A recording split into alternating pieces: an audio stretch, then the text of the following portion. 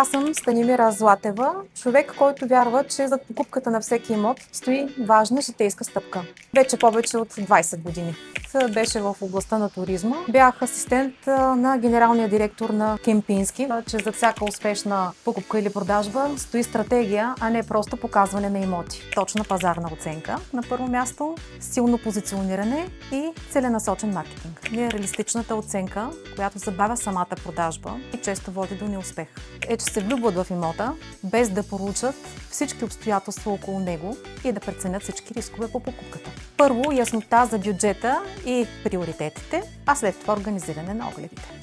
Може би тази, която аз няма да забравя, е с първият ми китайски клиент, който отказа да плати малка административна такса, но имаше време до неговия полет. Така, в съвсем непринуден разговор и презентация на няколко от комплексите, които предлагахме към момента, той взе решение да купи 3 доста скъпи имота. И изводът за мен е, че никой клиент не трябва да бъде подценяван, към всеки трябва да подхождаме с грижа, спокойствие и да изслушваме неговите нужди.